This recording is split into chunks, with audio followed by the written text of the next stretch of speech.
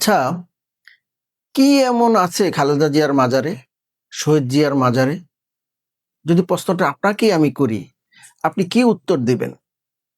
গতকাল ছিল শুক্রবার। তার ৩ দিন আগে বেগম খালেদা জিয়াকে শহীদ জিয়ার মাজারে সমাহিত করা হয়।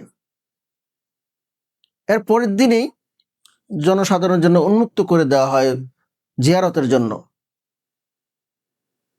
হাজার হাজার নয়, লক্ষ লক্ষ মানুষ কোত্থেকে আসতেছে, ফুল নিয়ে আসতেছে, ফুলের তোড়া নিয়ে আসতেছে, কেউ এমনি আসতেছে, শিশু, মহিলা, বৃদ্ধ, বিভিন্ন ধরনের মানুষ, এমনকি ভিন্ন ধর্মের মানুষও। এমন একটি জায়গায় পরিণত হয়েছে শহীদ জিয়ার মাজার এবং খালেদা জিয়ার মাজার। আমরা খালেদা জিয়ার মাজার এই জন্যই বলতে পারি কারণ তিনি একজন ইসলাম প্রিয় মানুষ ছিলেন। ইসলামের প্রতি, আলেম ওলামাদের প্রতি ওনার ধর্ম এবং ধর্মের প্রতি ওনার যে বিশ্বাস, এটি অত্যন্ত উঁচু স্তরের। সে কারণে আমরা শহীদ জিয়ার মাজারের পাশাপাশি বেগম খালেদা জিয়ার মাজারও আমরা বলতে পারি, কারণ তিনি একজন মহিষী নারী ছিলেন। আপনারা দেখেছেন তার যে জানাজায় বাংলাদেশের ইতিহাসে এত লোক কোথাও হয় নাই। মানিক মিয়া এভিনিউ সহ দক্ষিণ প্লাজার সকল মাঠগুলো ভরে গিয়েছে।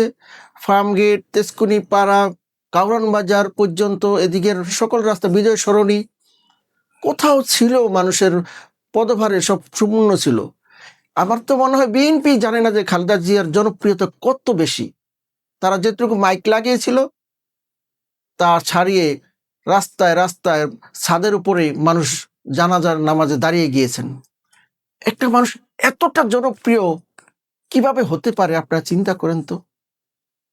শুধুমাত্র এদেশের মানুষকে ভালোবাসা দিলে এদেশের মানুষ যে তা কিভাবে ফিরিয়ে দেয় তার প্রমাণ বেগম খালেদা জিয়া।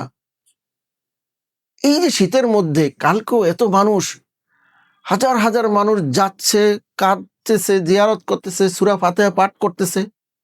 মানুষের এই ভালোবাসা সত্যি আমরা দেখে যেতে পারলাম। নয়তো বিএনপির মানুষই জানতো না যে খালেদা জিয়া আসলেই কতটা জনপ্রিয়, যেটা এখন দেখা যাচ্ছে। আমরা বেগম খালেদা জিয়ার রুহের মাগফিরাত কামনা করি এবং আল্লাহ যেন তাকে বেহেশতের সর্বোচ্চ মাকাম দান করেন। আমিন।